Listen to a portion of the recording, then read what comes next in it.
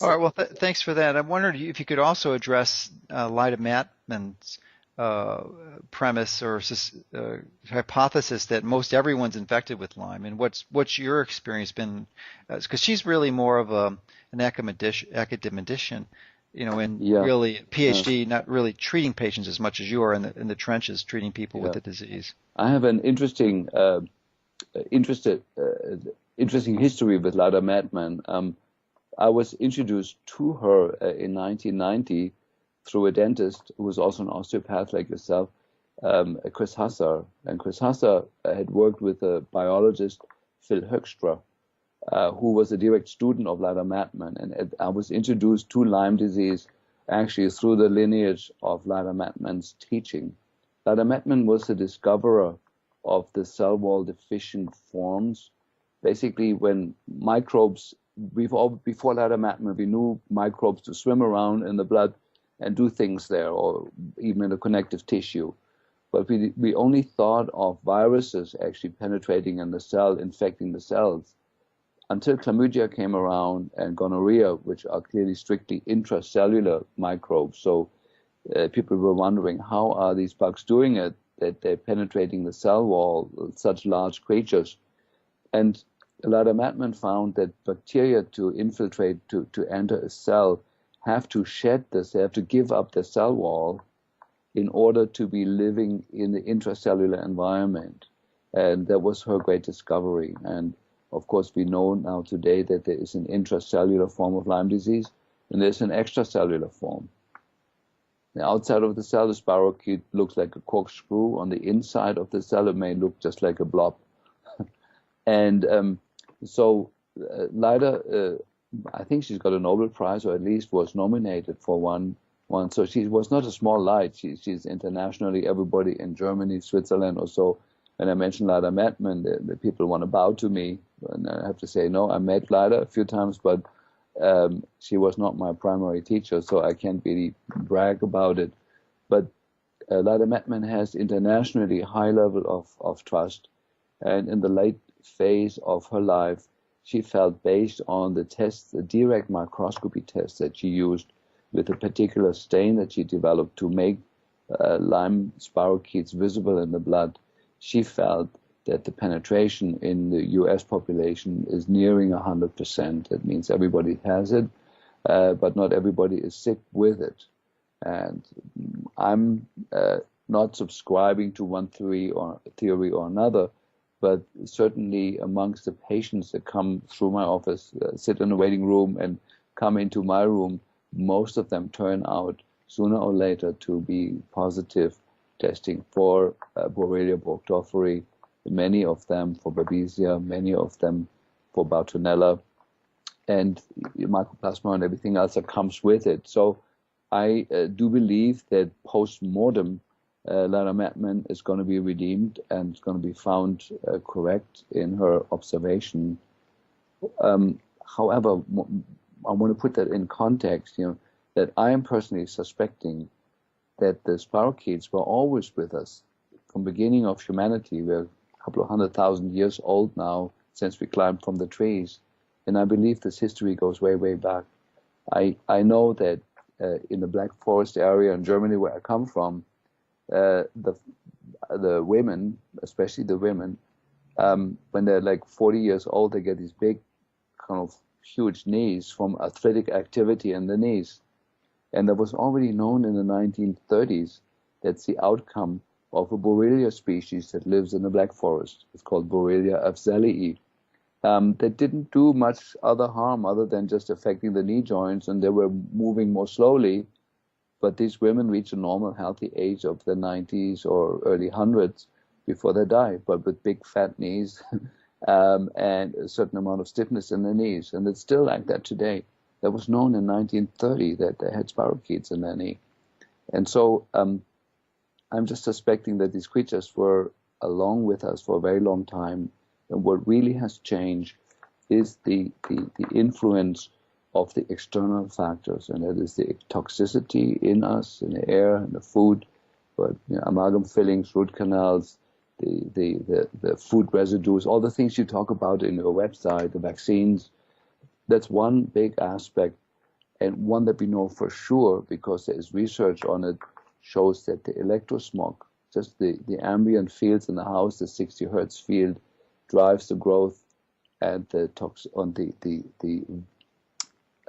virulence of the microbes that live naturally in us.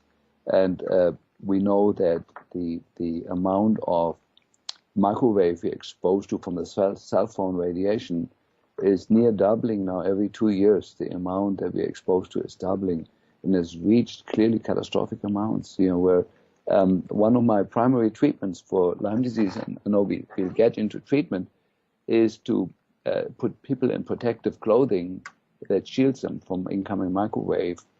We shield the bedside.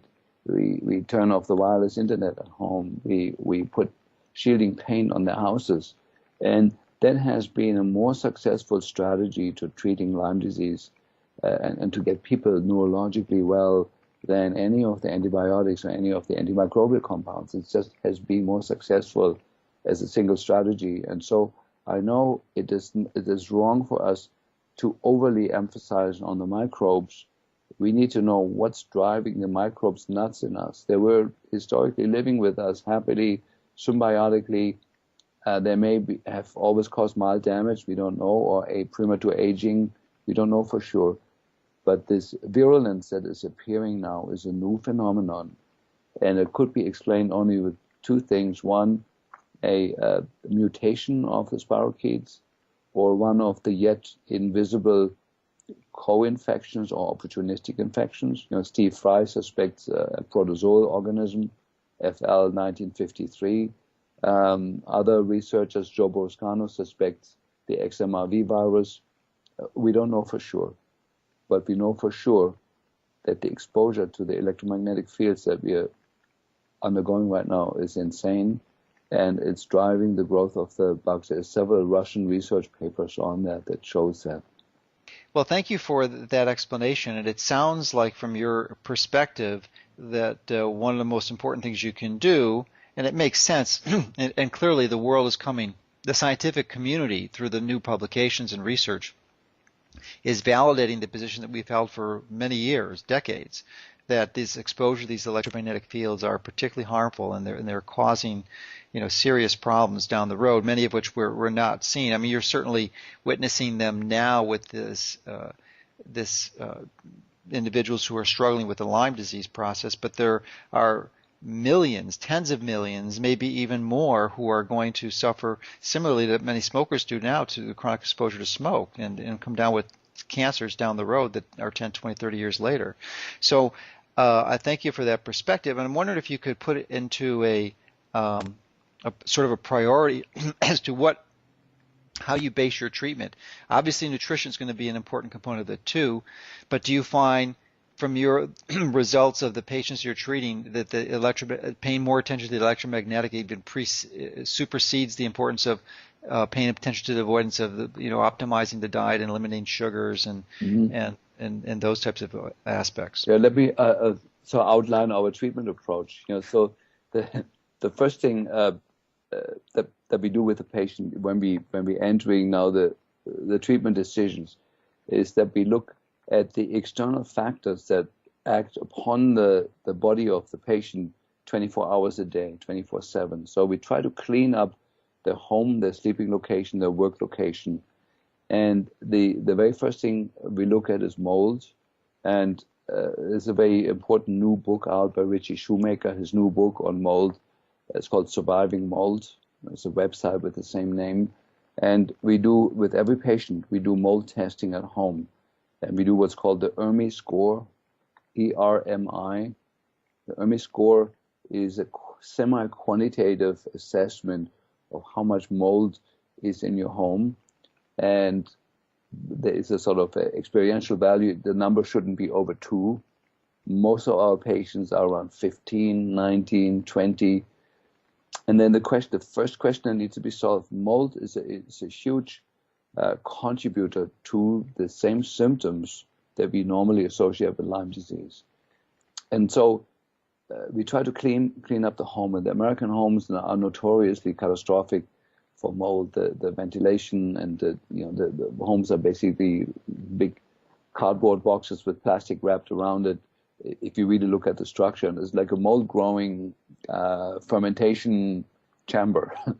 And so we try to get the mold people in there to mitigate whatever's possible, cleaning up the air ducts, aerating the home for an hour every day, vacuuming, if there's any moist walls. Yeah, if I can interject here, because I've had a problem with mold in my own home, and researched this pretty carefully, and the key issue is that moisture. I mean, so many people have hidden leaks in their roof or their plumbing or their foundation crack in their basement. I mean, it's because you cannot have a mold-free home if you have a moisture intrusion into the home. It just is impossible. And then we have the other thing is the floor space. Very often we find that the ventilation system in a house sucks in the air from a crawl space that is completely infested with mold and blows the mold into the house. So I think the framework of this interview goes too far to go into all the details. But if a patient lives in a moldy home, we do not have a chance in succeeding with a Lyme treatment. That's the basics, And so I recommend reading Richie's books. Richie is in our inside circles the god of the mold mitigation and mold diagnostics, and I think it's a must to become cognizant of that. So that's the first. What's Richie's full name, and how do people find those books? Richie Shoemaker, and the website is simply survivingmold.com. So it's a very important resource. Now, I don't agree with all the conclusions and all the therapeutic steps that Richie Shoemaker does, but in terms of the foundational knowledge and the science that he offers, it's fantastic. And there's a couple of lab parameters that we use that he is recommending. One is called TGF beta 1, transforming growth factor beta 1. It is an inflammatory indicator. It tends to be high when people are exposed to mold. The other one is called C4A. It's one of the complements. Unfortunately, the test needs to be done in one particular lab in the U.S. It's called the National Jewish Hospital in Denver. If C4A is up, that's also an indicator for mold-related inflammation. So we do a few other things, but those two are the two big ones that we do with the very first visit to see is there any indicators here for mold. And then we do a visual test. It's called the visual contrast score. I know you're aware of that because you've been to those workshops that Richie Shoemaker has introduced to us. It's a test that measures the ability to see contrast, black and white contrast. It's a simple apparatus that we have in the office that anybody can learn in 10 minutes. And it gives you a score, and if it's below a certain level, you know the patient has an ongoing mold exposure. Unfortunately, there is no clear simple mold testing where you do a blood test and kind of say, oh yeah, you're mold exposed. There's over 600 pathogenic molds, and it could be astronomical testing for it. And so we reduced it to this minimum of tests that gives us good guidance, and then we use muscle testing to confirm, yes, there is mold. And then we need to treat the mold in the patient, and we need to treat it in the home. Treating it in the home is most important. And here comes the most important other thing, and that's the electrosmog.